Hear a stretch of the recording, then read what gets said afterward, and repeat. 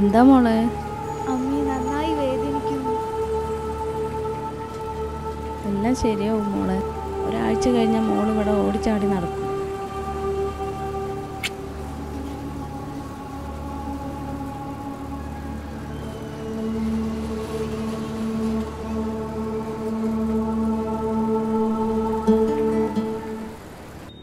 അച്ഛാ, മേശപ്പുറത്ത് ഭക്ഷണം എടുത്ത് വെച്ചിട്ടുണ്ട്, കഴിക്കാൻ മറക്കരുത്.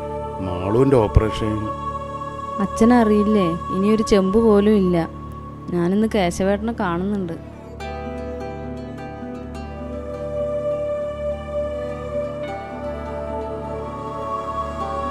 ഒരു കാരുണ്യ,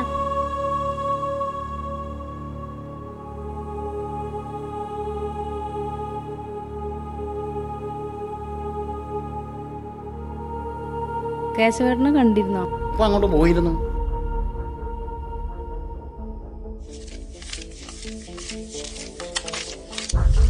പൈസയ്ക്ക് വേണ്ടി എനിക്ക് അങ്ങോട്ട് വരേണ്ട അവസ്ഥ ഉണ്ടാക്കരുത്. കൃത്യമായിട്ട് എനിക്കിവിടെ എത്തിച്ചോളണം. അറിയാം കേശവേട്ടാ.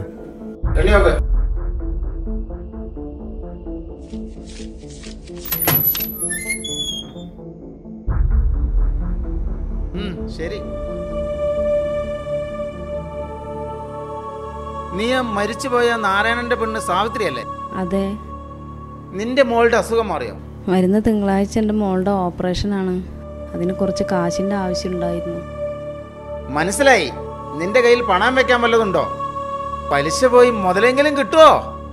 ഞാനിവിടെ സേവന കേന്ദ്രമൊന്നും നടത്തണില്ല. അതുകൊണ്ട് സാവിത്രി പോ.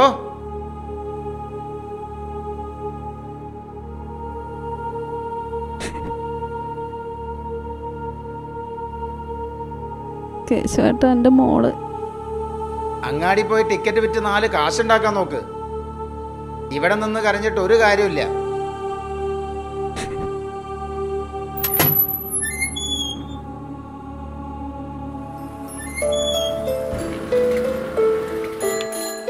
സാത്രിജി,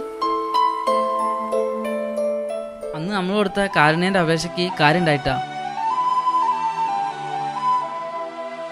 എൻ്റെ ഈശ്വര,